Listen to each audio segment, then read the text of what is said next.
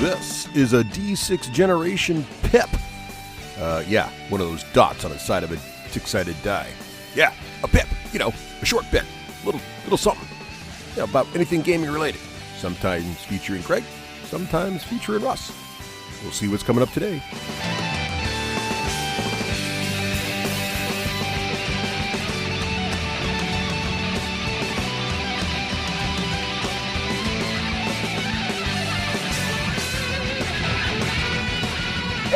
Welcome back to another... Welcome back. It's been a while. Hey, Craig, we're together in the car. We are. And you know what? This was a lot more fun in the wintertime. Mobile recording studio is a little bit warmer here.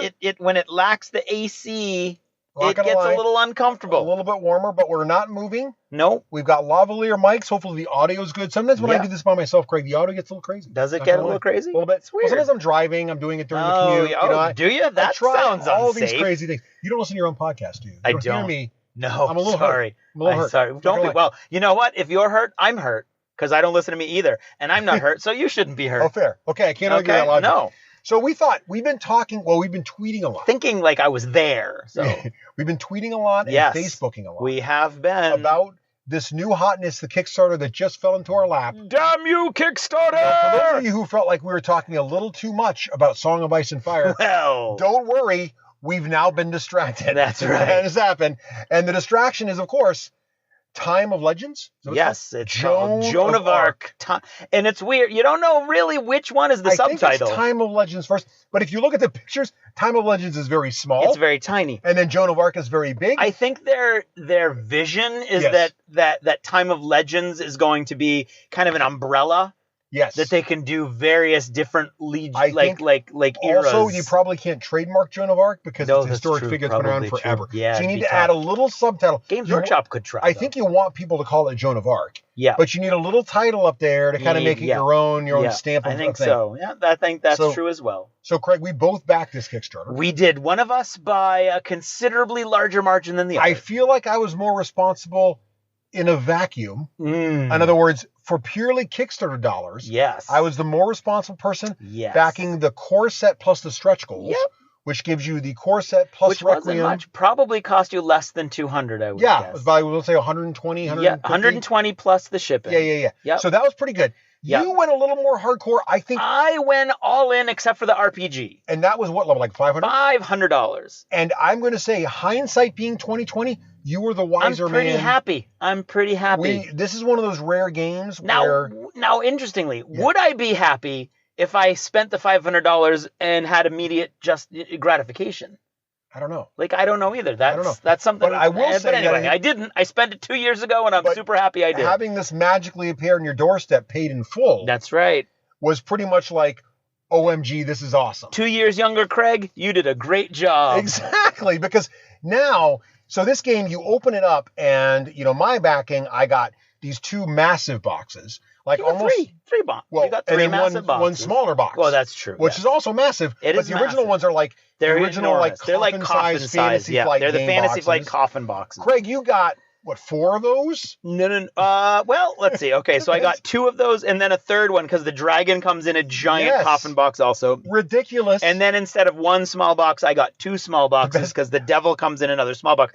And then I got a little flat pack. Because I got the plunder with all of the bonus bits and bases and I have things to say, the dragon, the cool thing about the dragon being the size of the core game is that box is entirely dragon. That's true. Now, interestingly enough, Russ, let us bring together both your strange comment about vacuum and how intimately you know the dragon box. Here's the problem. So considering you didn't get it in the Kickstarter. I got the game, and I played it with my daughter like 5 times the weekend I got it. Yeah. Fell in love with it. She fell in love with it, to the point where she would go out and come back, and I can't stop thinking about that. Can we play another scenario? We played the same scenarios back-to-back, switching sides. Yeah. We're falling in love with it. And she's like, man, isn't there more to this? And she's researching, going, Dad, there's a dragon. Dad, there's a devil. What were you thinking? And I'm like, I clearly wasn't. Where's the eBay URL? And so I eBayed the parts I missed. So now my total investment is up to about 440, something like that. About 40, yeah, in the middle. And the problem with that is I'm at 440, which is almost what Craig backed. Yeah. But Craig in his initial backing still has like 3 more giant boxes coming in wave 2 that I'm going to have to buy.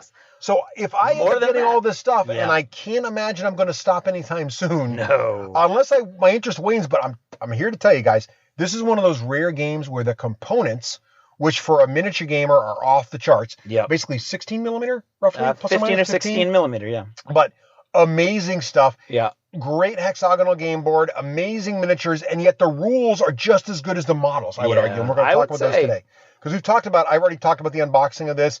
I already gave you guys a couple battle reports in a lost chapter. Did you do an unboxing while driving? Is that what you did? I did an unboxing, but I was safe. Both hands were on the wheel. I was looking straight ahead. Okay. I did the unboxing the unboxing I did not while driving. I did it sitting in my basement. Oh, okay. So the unboxing was live as I opened it. That would make more sense. Okay. But then the battle report review I did whilst I was So I'm going to actually, while we're listening here live, I'm going to turn the car on briefly. I'm going to close open the windows. For you.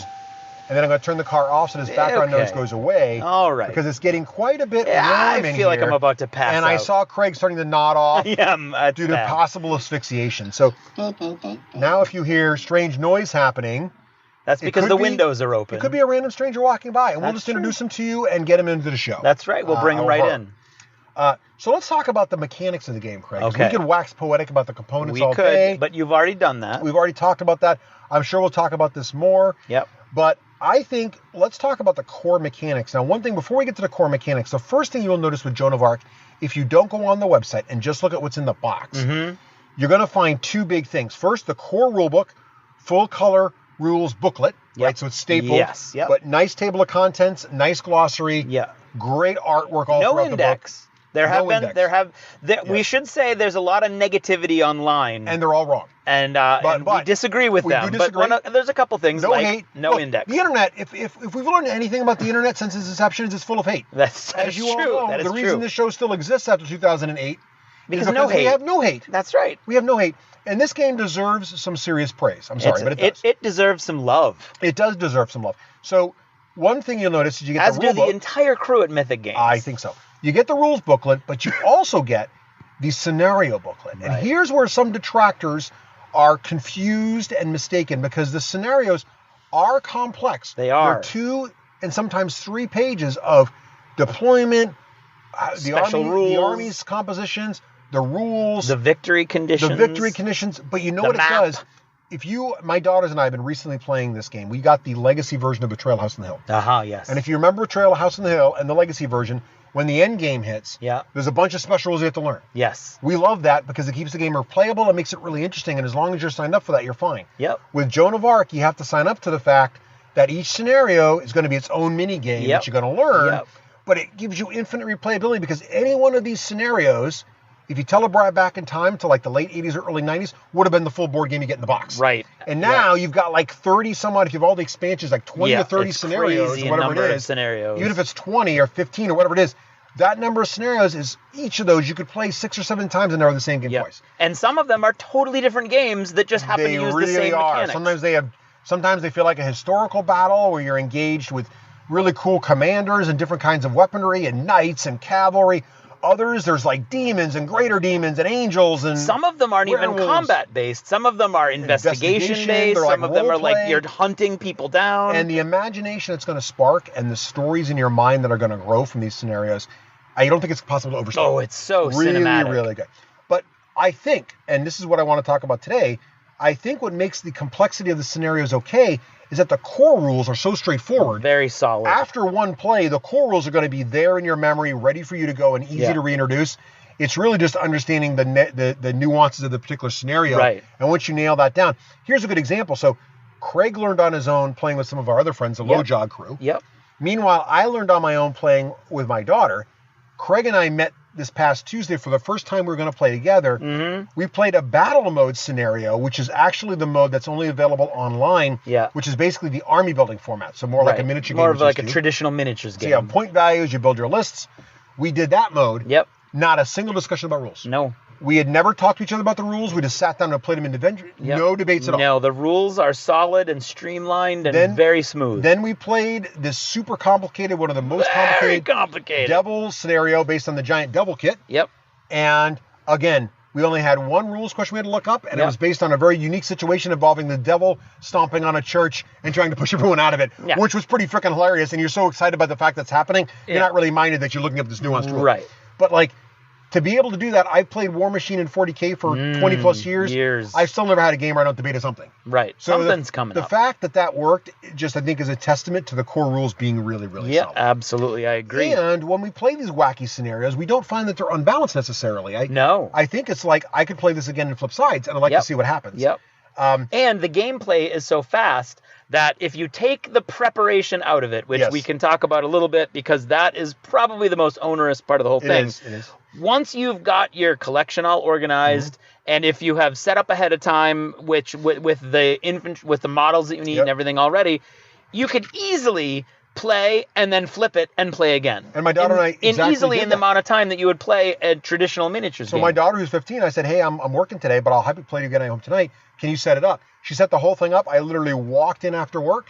Within an hour, we were complete with our game. Yep. We flipped sides, played again. In 2 hours, we'd played two games. Yep. And setup and teardown's pretty long because you got to sort through all the stuff. Right. So I'm using a lot of my miniature gaming background and techniques to organize my miniatures, put them in, you don't have to do all that. Either a big plano or multiple plano. But if you're in a world where you can store this stuff where it's easily accessible, or if you're in a world where one of you can get to the game store earlier and get it all set up, actual gameplay time is an hour and a half tops, even for some of the more complicated scenarios. Exactly. So again, you can tell by our excitement, this is a really good game. But let's talk about the basic mechanics, kind of an old D6G style. Okay. So basically, you're going to have to set up the scenario, or you're going to play the battle mode. Either one of those is going to describe exactly, the box is full of these hexagons. Yes. And you're going to set these hexagons up in some kind of battle map. And they're pretty big. They're about the size of a CD. Yeah, they're pretty big size. So you're going to set this game board up that's pretty good size. It's going to fit on you're going to want a It's still a board game. So you can fit it on the kitchen table. Easily on a kitchen table. But a 4x4 or 4x6 gaming server is going to be the room you need to spread out a little bit. Because you need some room for your models and your cards. And there are 3 and 4 player scenarios, and I will say for those, and I played some of those already too with my oldest daughter involved, for those you want the bigger surface. Yeah. It's definitely a bit of a table hog to be comfortable. Yep. Now, but let me talk about the basic rules. So what's really interesting about the game is it's got plenty of cool card stock. Each player's got their own little command console for tracking their orders. And each player is going to have a bunch of cards. Each card's going to describe the capabilities of a unit. We've been critical of Warhammer 40,000 in the past of not having this. Yeah. It really shines in this game as well because all the special rules are on those cards. Everything you need. And everything that differentiates that unit is on from that card. Standard generic unit is on the card. Exactly. In either iconography or simple keywords. Yep. There's a clear glossary on the player's reference. Yes. As well in the main rulebook. So each which is fantastic. Got a player's reference. The writing is a little tiny for eyes that are getting old. Literally everything you need to play is right on there. Yep. All the terrain effects, all the keywords, the order phase, all the dice results have symbols. All the symbols are covered on there. You pretty much, if you read through the rules once and have this player reference sheet, you're fine. You don't need to go on Board Game Geek and find some better version someone made up. No, this is the one you want. Great. Yep. And the digital version, don't believe me, go to mythicgames.net, I believe it is. Go to their English section, click download. Their presence online is great, and their responsiveness is fantastic. Awesome. So let's get to the phases. So think of the start of the game as basically the board set up. There's some cool plastic trees that come in the game. Some buildings. Adding some 3D. There's some cool resin buildings in the terrain. So your table's already got some 3D plastic, elements. no resin. I think the buildings are resin. No, they're all plastic. Okay. Yeah. All that's out there on the board, which is great. You got some of them have little wells and all kinds of cool stuff. Yeah. Some scenarios are all about like capturing objectives. Some scenarios, there's tons of tokens in the game. Think Descent. Yeah. So the way you think about the scenarios, think about Descent, where the core rules are simple and Descent's got really complicated scenarios. Yeah. Think the same thing. Some of these scenarios have tokens included in these games that are for one specific scenario, scenario. Yeah. Very much like Imperial Assault or Descent. Yeah. So you got all that set up. Some of the scenarios, like for example, the werewolf scenario, the werewolf player. Oh yes. You don't know which villager's the werewolf, so the other player's coming in. The werewolf player's kind of moving the village around. They're all under the influence of the werewolf. He's doing these various things. And the other player's trying to find him. And you've got these wild wolves that come in out of the woods every now and then. But the core of the game, the part of the game that makes it really sing, is the basic round phase. Yeah. And how it really works is, at the start of the game, and based on the scenario, one player is player one, and the other player is player two. And it always tells you who is who. And that will be the same. But in addition to each player having their own command area, there's also this sort of shared command cardboard, nice thick cardboard, that manages It's like the control console for the whole game. Exactly. It manages the decks of the main game that both players need to reference. 2 decks. Yeah. So there's 2 decks. And so the first phase of the game, there's 4 phases to the game. And the first phase is the council phase. Yeah. It sort of sets up the level and capabilities each player is going to have this round. Right. So the first thing to know is that you're not going to be able to order every single one of your units to do something. Almost never. Kind of like some of the more modern board games, miniature games you've come to like Bolt Action and other games where you're pulling out orders. Yeah. You're not really in complete control of activations. This has got a similar feature where the first thing you're going to do is flip over a round card. Mm-hmm. Now the scenarios dictate which round cards get built into this deck. Yeah. The total number of cards in this deck are the total number of rounds. Right. So the deck is your timer. The deck is your timer. No need for some fancy die to keep track of which turn it is. Yeah. Secondly, when you flip this card over, it's going to have a number of icons on it that indicate the number of basic action orders each player is going to get.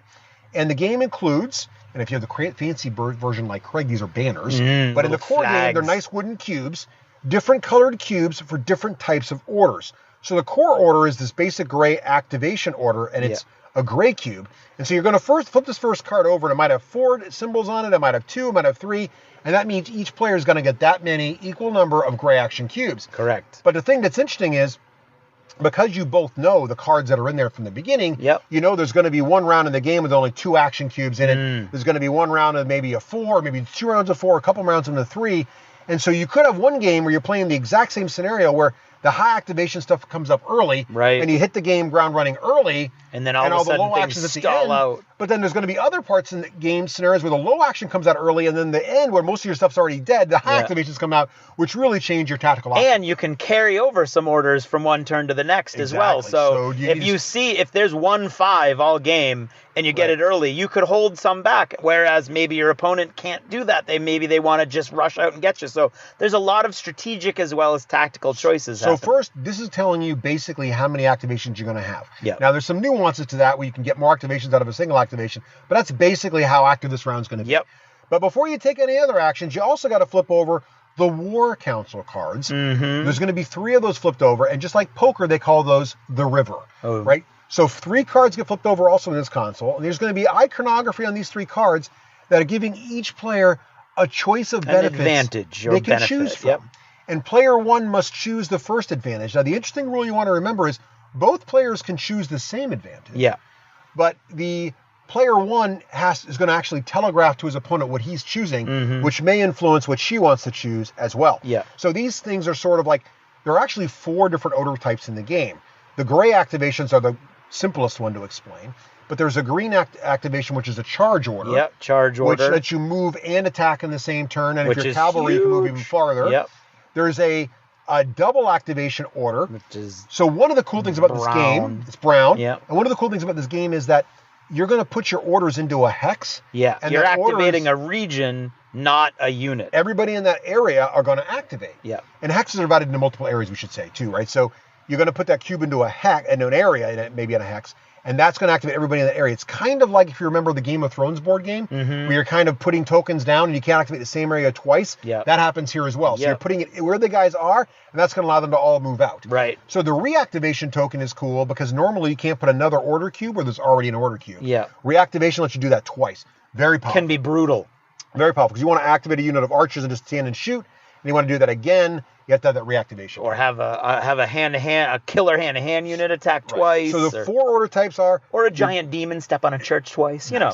So your basic activation, which is basically move or attack, right? There's your charge, which is move and attack. Yep. But only units that have the charge keyword can do that. So you can't just give it to anyone. That's huge. So you got to watch for that. Then there's the reactivate, which has to activate the same hex twice, which is huge. Yep. The 4th cool one is the interrupt order. The interrupt. So this one works is you save it. You don't use it on your turn. I mean, you can use any colored order as a basic action if you want. If you want. So that's always an option in a pinch where if you got low order counts and one of the benefits on the river is get an extra order of a different cool type, you can always use it as a basic. Right. Right. But what's cool about the reaction order is if it's Craig's turn, Craig plays one of his orders. This is it's interrupt. Sorry. So during your turn, normally what each player does is they're going to play each of their orders in sequence. Yeah. Craig's going to play all of his orders in different areas. When he's done, he says, I'm done. He picks all of his order cubes up. They go back into the box, and it's my turn to do the same thing. Yeah. But the interrupt order lets me, during Craig's turn, between orders. So I can't interrupt one of the middle of his orders. But if Craig plays a first order, he's supposed to, if he sees I have an interrupt, he's supposed to say, would you like to interrupt? Dear gentleman or lady Russ. opponent, would you care to interrupt me at this moment, at this juncture? What I like about this rule is the other person doesn't get to say, oops, I forgot. The other guy's supposed to remind you. Yeah. So you remind them and they can interrupt you. This is huge because it allows you to kind of get in the middle of your opponent's activation and break things up. Well, it's also huge because that cube that you use in your opponent's turn then goes away at the end of their turn, so it allows you to activate another unit. Activation. Yeah. If you're player 1, or it'll give you an activation. It depends how it works. Yeah, but it's a nice move. So these are the 4 orders you're trying to balance. So these river cards allow you to either convert gray cubes or get net new cubes of these new colors. They also allow you to convert or get new different token types. There's like experience point tokens. There's these legend tokens. There's different tokens that are resources that empower your units better. Yeah, in different ways. And so these tokens, these cards... And the scenarios usually use them in different ways. Exactly. And then there's other things in here that let you like actually destroy one of your opponent's orders. Yeah. So if I've got to choose first, I mean like, I'm going to destroy one of Craig's orders. But if he's second, he's like, well, I'll just destroy your order back. Right, yeah. Or, fine, I go less than you, but I'll just take a charge order, so now I'm equal to you again, and what am I the charge, right? Yeah. So that telegraphing it early, that's a nice balance for player 1 getting the initiative, but player 2 gets to kind of see what's happening. Yeah. So that's pretty much the last phase in the council phase, so it's pretty fast. And we're making it sound complicated. It's really simple. No, it's very simple. You flip the one card over, you get that many gray cubes. You flip over the river, each of you pick something, which usually means you're getting a fancy colored cube, but not always. No, and then other cool stuff. Upkeep step, which is really, there's certain abilities like fires and stuff that trigger here. Yeah. Or if you want to spend experience to make a level 2 guy and maintain him at that level. Most of your characters can level up during the battle, and they gain special powers, or they get stronger, or they gain wounds. But then you have to pay upkeep every turn, or they go back down. Interesting point. If your guy has 5 wounds and he's got 4 wounds on him, and his level 1 side only has 3 wounds, and you can't pay for it, he dies. He's a dead dude. He does. So very or here's an example from reality. Let's say you're fielding the Archangel Gabriel. Yes. And the Archangel Gabriel at level 2 has the carry ability. Yes. So he picks up the Pope, who the devil's trying to get. Clement the Sixth, I believe. So he picks up the Pope and flies high into the sky with him. To try to get away from the devil. And you're running low on experience and you can't maintain that. He would lose the carry ability, and the Pope would plummet drop the Pope, for almost certain wounding, and in a location of your opponent's choosing, which means he would probably land wide in the open where the devil can go stomping. Exactly. So I was certain to make sure I had the XP to keep Gabriel in powered up mode. Yep. So really cool mechanics going all over the place. Yeah. So that's the upkeep phase, so the council phase, so it's pretty straightforward. Then it's the first player's turn. We've already described half of this. So during, let's say I'm player 1, I will start placing my cubes one at a time into areas. Yep. And if it's a gray cube, I will activate that unit. So I'll say, Craig, I'm going to activate this area. Let's say every unit in that area then gets 4 units. And we should describe the units. So I think I mentioned before, but the units are typically little round bases. Yep. And most infantry is 3 models per base. Yep. The models, the game's designed to pop the models in and out, but during the course of gameplay, you want to keep the models in the base at all times. Yep. And there are some units that are 2 models per base, usually cavalry. Right. And then heroes and special characters are 1 model per base. Yeah. So I might have, and there is capacity in each of these areas. So depending on the number of areas that a hex is sliced up into, that dictates how many little plastic bases you can have in there. And there are terrain pieces that are also plastic, which count, all the plastic in an area counts as a total space. Yep. So in a hex divided into 3 areas, you can have, I believe, 6 4 or 4. Sorry, it goes 4 cubes 8, in there. 6, 8 in a hex Large that's hex. just all alone. 6 per area in a hex that's cut in half. Yep. And 4 per area in a hex that's cut into thirds. Right. So if you're in an area with a well in it, that's half.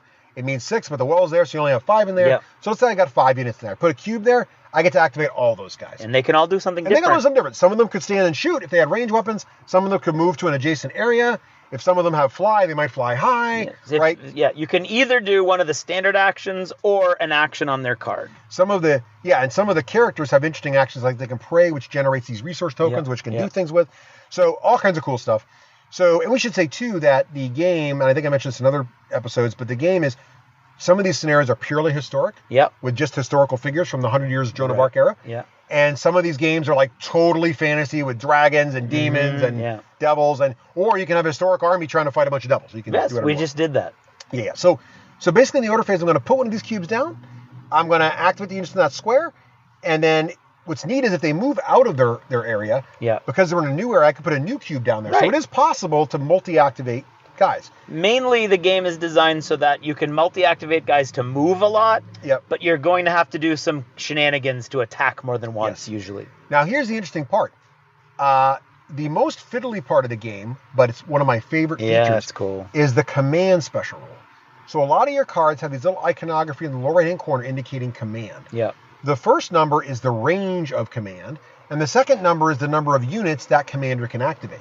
So the interesting thing is, if you activate a unit with command, so let's say I activate a hex, and in that hex there's a standard bearer, and in that standard bearer says he's got a range 3, his command is 3/1, meaning he can command a single unit up to 3 hexes away, which is huge. It's a big part of the board. So when I activate that standard bearer, either the start of his activation or the end of his activation, he can give a command to activate another base, that's as long as it's not in his current area, to do basically the full activation again. So if there's a unit that's already activated early in my turn, command can still activate it again, so an archer can shoot twice, or a unit that hasn't activated again could shoot its arrows or move. And most of these guys can activate 1 or 2 units, so it's not going to be overpowering for the most part, but you get a couple of these, like the Devil. The Devil he's not a devil, he's the devil. He's the fallen angel. If you're going to have a fallen angel, he's the one to have. He's Morningstar. Yeah. So he can actually... And you know what? He looks exactly like the devil who rises up out of the ground at the end of the Amazon TV show Good Omens, but that's beside the point. And so he can command up to 5 hexes away, up to 5 units. So what Russ was facing when we faced each other in that scenario was my army was being whittled down because I was spending most of my orders on the devil himself. But what Russ was facing was this little legion of demons, like shooting fireballs or moving or attacking all as a group. It was pretty amazing. And what I like about this mechanic a lot is most of the unholy armies don't have a lot of command. Right, yeah. So, but they also have lower model count. They're very tough. Yeah. The human armies you can field a lot of peasants and a lot of these low value but high model count. But by putting commanders in your list or playing scenarios of commanders like standard bearers, musicians, powerful leaders, and once they level up, some leaders you level up to like 3/3, 3/4.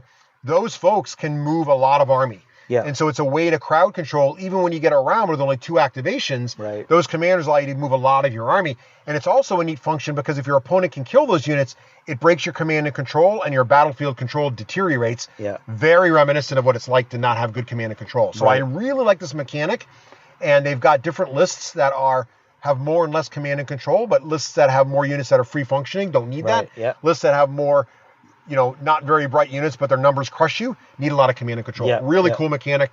It's the kind of thing that'll take you a game or maybe 2, maybe 1 or 2 turns to really remember to activate these guys. Because once you do, you're like, oh, can I do that again? And it's even cool. Even when I react in Craig's turn, if I react with a commander, he gets command. Yeah. So your commanders can jump back in and do all kinds of crazy stuff. It's really a neat mechanic. And it doesn't break the game. It just takes you a while to get the hang of it. Yeah. And what you'll discover is in the scenarios where one side has a lob and the other side doesn't, the other side has other advantages that counteract it. So far, we've seen some really nicely balanced stuff. So that's my turn. One thing we should also mention about my turn, because it's pretty simple, is how actual combat works.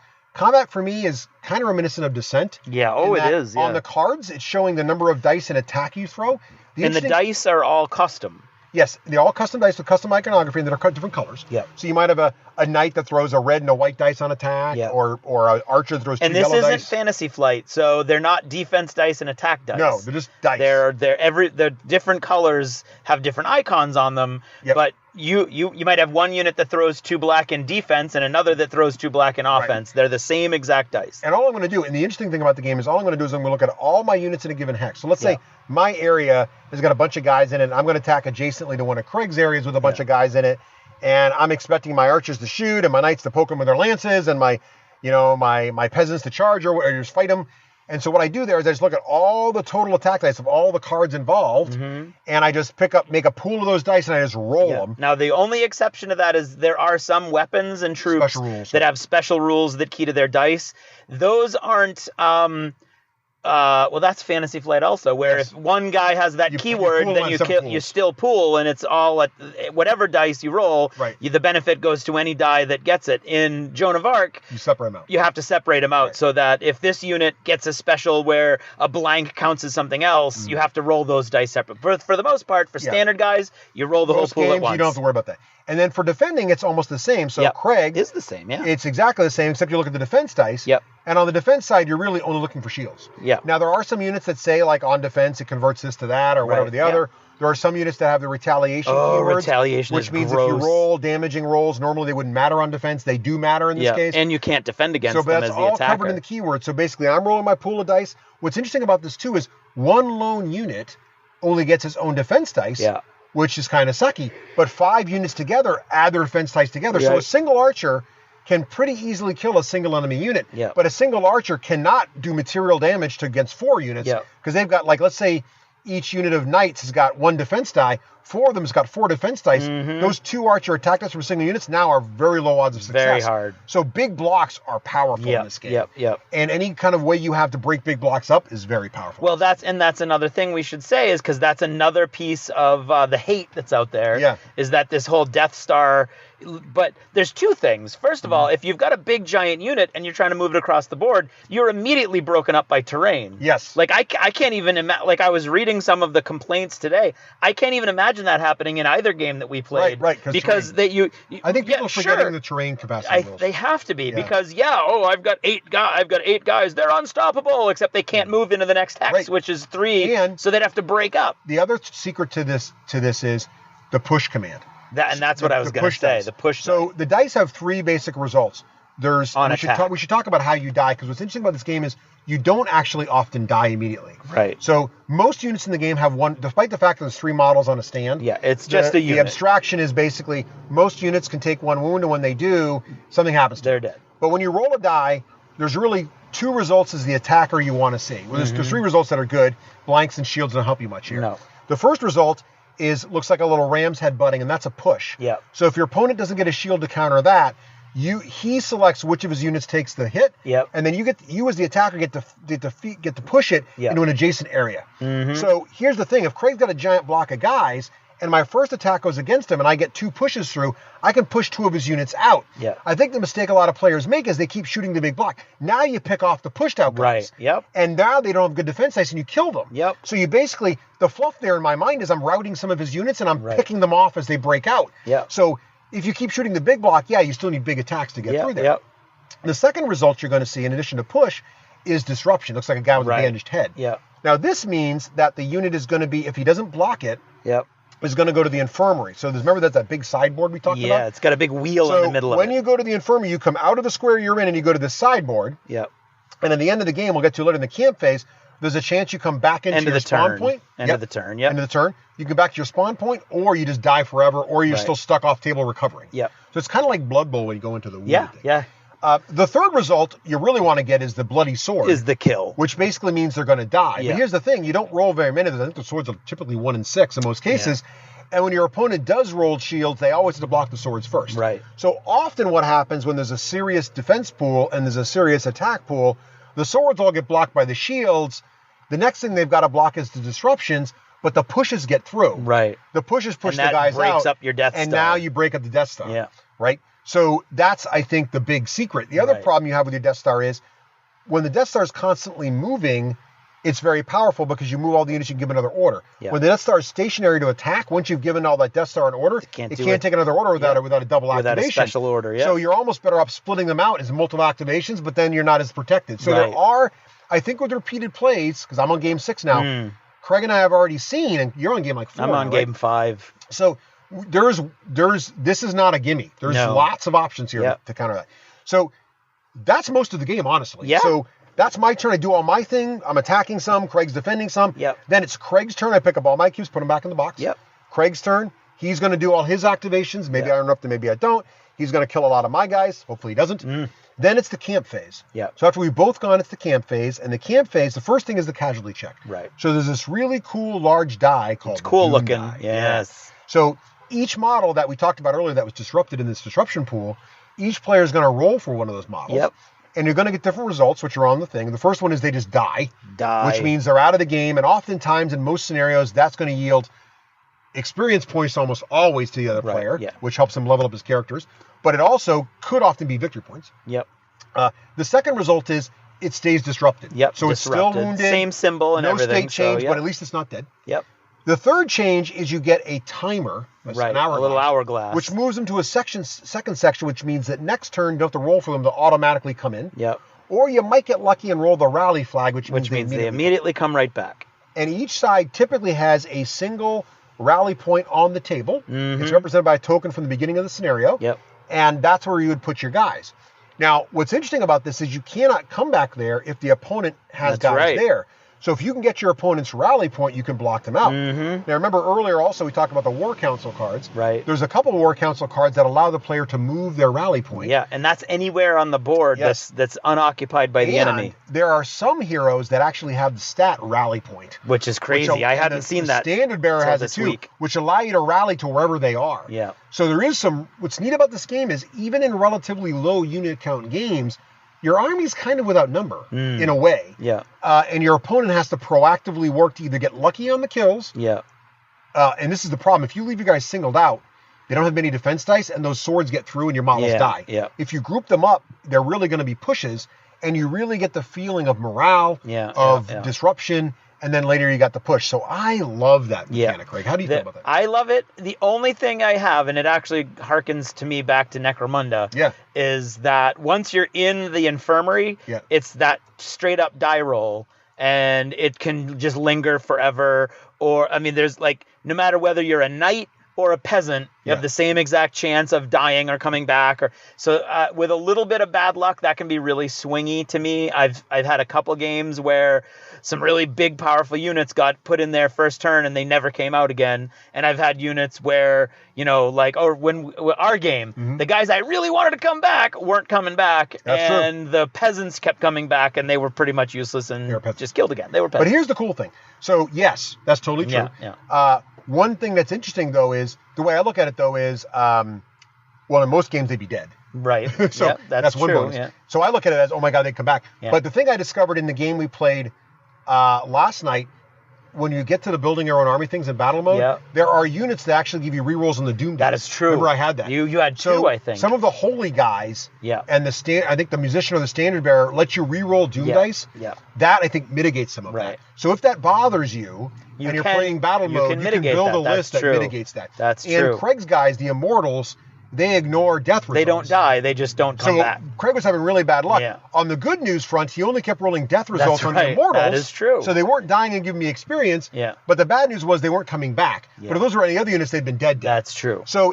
I think now in the scenarios, what you're going to find is that is not something you can really mitigate, except I think the scenarios are designed with that in mind. So it was a scenario where you had those models because you had them against the devil. So I think it mitigates. So I'm interested to play more, but I find it's neat. Yeah. I look at my perspective is like if this was 40K a War Machine, they'd be dead. That's true. So at least they come back. That's true. Whereas Necromunda, the weird part about Necromunda is they're never removed from the table. They're just sort of lying there. Right. Well, because these guys come off, they're almost like reinforcements. That's true. It's a weird. Oh, well, they kind of are because they're coming back someplace totally different. And so reinforcements, I'm used to them being random, I guess. Right. So maybe that's something. Yeah.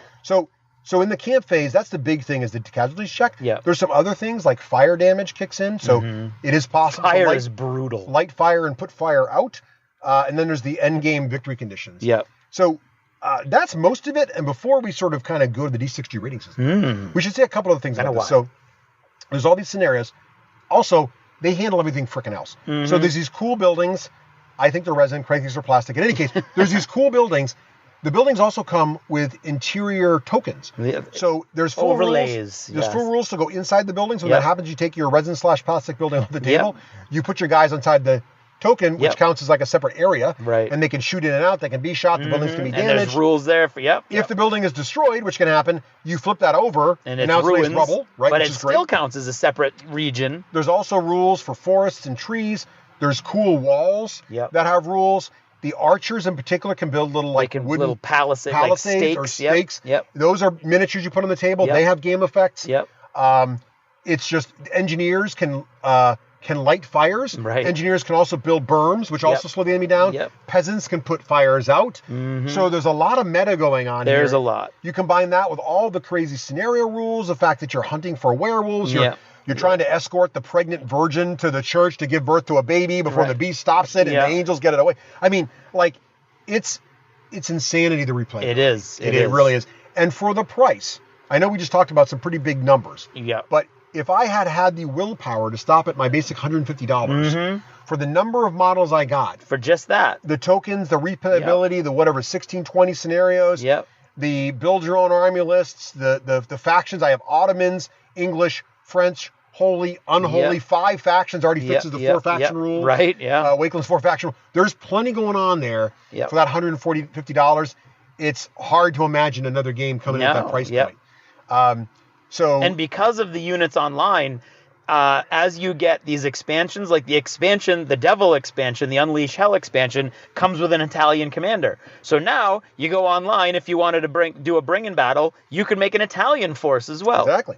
One more thing we should say about the components is that in addition to all these models that you put in the bases, there's also these little snap-on colored rims that go onto the bases. Right. And their design is so that you can mark which army they're currently fighting for, or if there's different unit differential, because there are some models that have different cards that could be played with. So there's like mounted knights and mounted gentry knights. Yeah. And they're intended to be the same models, but they play different stats. Yeah. So you can do that. It's almost like War Gear and 40K or whatever.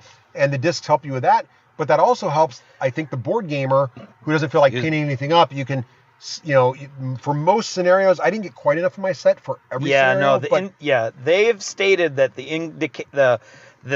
intention was not to have all of your units be color-coded, but just so that, for instance, if you have some heavy cavalry and some light cavalry, but they use the same model, you could use rings to differentiate. I kind of wish they gave me enough. I do. I think it looks nice at the table to be able to see all the blue guys are mine and all the red guys are Craig's. Yeah. It also helps in 3- and 4-player games, which there are some, and they're fantastic. Oh, there's this expansion called Legendary Battles that comes with more of those. Did you get that? No, you didn't get that. I did not, so that'd be good. But I already have a plan around magnets and everything. That's a future episode. There'll have to be a whole future episode. Look, if you didn't like how obsessed we are about Song of Ice and Fire... This probably doesn't bode well for the next couple of months. Yeah. Well, we'll talk about other things, but Joan of Arc will be on the list. So, Craig. Well, we should say before, because this sounds like we're all super excited about this game that you're not going to be able to get because it was a Kickstarter. Oh, yeah. It is already up for pre-order in multiple online locations, including not only the Mythic website itself, but... I found it in Miniature. Actually, I got emailed it today. Former sponsors, Miniature Market. Miniature Market. Well, the War Store. Yeah, they're not there anymore. But good point. So I wouldn't go to them. They probably don't carry it. Don't go there. The starter, which is not the same starter as the Kickstarter, so you can't go to Kickstarter and look at that box and drool and think, "Oh, that for $60," because it's only going to cost you $60. But it does come with a nice mix of units and missions and the tokens. So that you can get in on this game, and that's probably going to be available in November, I think. They may have some at places like Gen Con. I don't know. This is not insider information. I'm just guessing. But they're saying the second wave is done at the factory and going to start shipping out next week. So yeah, but they're talking Q4 in November, looks like, when it's going to be out. I'm super jealous of Craig. I'm going to try to resist eBaying anything else and wait until it's available for the general public. Fortune. I know. But anyway, so Craig. Yes. In the style of a pope, the Pope, who is staring down his certain doom at the hands of the devil himself. Oh, this who's being defended by an archangel who has but one moon left and one life to give for his God. One life to give to his Pope. Please describe the patent-pending D6G rating system. Well, that wasn't a setup. No, this is not where I thought this was going. See, I feel like anything I do is going to be utter blasphemy and sacrilege. Send emails to Craig Gallant. Yeah, right. Yeah, not Craig Gallant. It's just Craig at the D6. Okay, good. You good? I should. That was bad. This situation doesn't look good. I don't know. This was Swiss. Oh my God! No, he would be Italian, right? Hurdy-verdy. Hurdy-verdy. A devil coming. Oh, the devil coming! I'm going to die. The papal units, they did not do so good. They're trapped on the other side of the board. And all I got left is this dumpy angel who's only got one wound left and already almost dropped me from the sky. And there's this demon, and he's only about 12 stories tall. He's bigger than the Vatican. And I'm thinking that my danger is high. My danger is very, very high indeed. And if I were to rate my danger, I would rate it on a scale of, let's say 2 to 6, with 2 being really really dangerous and 6 being really bad. So basically, I'm going to say I'm a 2. I'm a 2+ with a reroll here because I only got a 1 wound left myself, and I think I'm going to be crushed by this big giant demon. That was pretty freaking awesome, yeah, Craig. Thanks. So low is good. It's a chance on a D6 you're going to like this game. Right. So, Craig, yes. What are your final thoughts on Joan of Arc? My final thoughts. Miniature board game. The models are great. We didn't talk about this one thing. I'm just going to talk about it briefly. I love the fact that the historical characters can level up, but when they do, they have to choose whether they're going to go to the dark side or the light side, and they get totally different abilities and stats based on whether they went to the light or the dark. And once you do that, then you're trapped. Even if you go back down, you can't choose a different path later on. Right. And I love that because that totally changes the story that you're telling. Like you were saying, like how the game is so cinematic. When you and I played a historical, you played the Demon Legions, and I played an actual historical, John Chandos, I believe. Yes, Talbot, was it? Talbot. Leading a force of Englishmen trying to save a village from the demonic legions. Yep. And in the end, the only way I could save... I did something early. I went for the early kill on the evil werewolf. I didn't manage to pull it off. Held you and killed all your cavalry. You did indeed. My cavalry all died. I was in a sticky situation. I had one chance left, but the only way to do that was to level up and go to the dark side. So I did, and when John Talbot turns to the dark side, he actually summons 2 units of hellhounds to fight with him, and with those hellhounds I was able to kill the werewolf and save the day. But the villagers were probably celebrating, but they did not know that the forces of darkness had taken them over anyway. Yeah. And I just love that. Just one example of all the cool little details throughout. So much love and thought has gone into this game. I love I love the mechanics. They're so simple, straightforward. There are some fiddly bits in the scenarios, but you know what?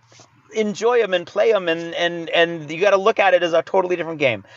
I am going to say, if you are, 2+, no restrictions. Well, nice. If you love miniatures games or historicals, I'm going to say it's a 2+ with a reroll. Wow. It's also Euro. It's a Euro game as well. It's got so much. I don't know. I'm just going to say it's a 2+, and it could be a 2+ with a reroll, depending on your personal inclinations. That's really impressive. Yeah. Well, I mean, this is a really good game. So here's the thing. I think that, honestly, here's the thing. If you didn't back the Kickstarter, and you're hearing this and you're like, this sounds pretty interesting. If you were to go online or your local gaming store coming this fall, and you see this box set on the store shelf, at its suggested retail price of $60, and you buy this, I'm going to tell you right now, for $60, 2+ of the reroll, you're going to like It's a steal. It's a steal. Even though the core box set has got a little less than what Craig got in our core set, just with what's in there, man, I'm telling you right now, this is a great value. The miniature quality is fantastic, even if you never paint them. It is a fantastic board game. The mechanics are great. Even if you never go on the website and download the battle mode rules and how you build your own army, and just play those 16, well, I guess in the course that's probably 10 or whatever scenarios. The 10 scenarios, if you played every single one of those 10 scenarios twice, that's 20 plays. And I'm here to tell you right now, if you've been logging your plays on Board Game Geek, most of your board games don't have 20 plays. No. It is, for $60, a great value. The 3 and 4 player game, if you like historicals, it's got that. If you like fantasy, it's got that. If you like 15 millimeter large scale, if you wish you had a game and you could expand it to be dragons the size of a D&D gargantuan dragon fighting 15 millimeter size models, because in your head dragons have always been the size of skyscrapers, it's got that. I mean, it has it all. And the best part about it is, I just talked about the components. I think the mechanics are really good. That order system, Craig. Yeah, I love it. Fantastic. Love the order system. The without number and the rally points. I love the War Council, and I love the fact that it's a variable number of orders you get each turn. I love the rally points, having to control what those are, and watch your opponent. Multiple paths to victory, right? If I can squish your rally point, it's basically taking all your guys out of the game, which I did to you partly in one scenario. And then I converted you to the dark side. And then the devil converted me, and it's tempting. It is tempting. They do have donuts. They do. I got to say with you, Craig, I'm tempted to go 2+ in a reroll. Yeah. Like, I understand people are disliking this game. I don't understand why. Right. And maybe it's because I'm old. And we shouldn't say that a lot of people. I don't think there's a lot of people. I also think if you come, I do say this though. Okay, Here's what I'm going to say. 2+ for most gamers, period. Because we were playing this at the store last night. People kept coming up. And we had people coming up to look at it. We had Grognard historical players. Yep. Loving it. Some of the guys that we used to hang out many years ago. Yeah. Oh my God, this game looks awesome. They were watching the mechanics. You can tell. This is the reason you and I backed it. When we saw this at Gen Con 2 years ago, and we watched the mechanics, we're like, there's something magic. I played the game. I loved it. The mechanics are simple. It's easy to learn. You were like, I saw this game. You've got to go check it out. I know. It was amazing. Yeah. They loved it. I think our miniature gamer. So we're coming out as miniature gamers. Yes. So as a miniature gamer, anytime you can get into a game with this many models for under $100, we're already like, the rules could suck, but look at the models. I mean, that's just how miniature gamers work, right? But the rules don't suck. The rules are actually quite good. Yep. For a war game of any size and any genre. I would argue. I put it up against anything, quite frankly. Yeah. So, 2+ to the reroll, you won't be sorry. When you see this thing on the store shelves, or you're thinking about your Christmas list for 2019, if Joan of Arc's not near the top, you're going to be a sad panda. That's right. Don't be a sad panda. I don't know what noise they make. No, but if I don't think they make any noise. They should. Or is it just the eating of? Is it the sound of eucalyptus? But slow noise. That's quality. Oh, whatever. Bamboo. But it's the slow, sad sound. That's more like a sloth. If this is happy bamboo, this is like. This is sad panda bamboo. Like I'm eating bamboo, but I'm not thrilled about my situation right now. Not happy with the bamboo. My bamboo Maybe it's second-rate bamboo. Yeah, it's not really healthy bamboo. It is not A+ bamboo. It's like what anyone, I don't care who you are. If you're eating kale, it's not a good day. That's true. I'm sorry. I don't care who you are. You're lying to yourself if kale is fun. Yeah. I'm just throwing that out there. No. Send an email to Craig at D6Generation. Absolutely. That's Craig Gallant at D6Generation.com. And there you go. That's Joan of Arc. Is that Joan of Arc? That's Joan of Arc. All right. For now. You'll hear about it again. Happy solstice.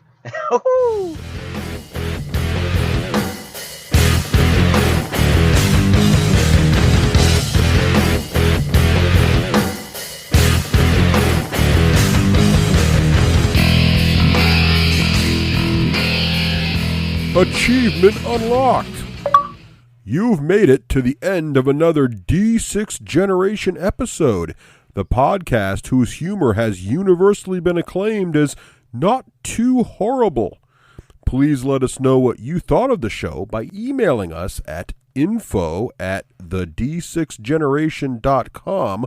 If for some inexplicable reason you actually enjoyed this show, you can help others find out about it by leaving positive reviews on iTunes. Thanks for listening and happy gaming.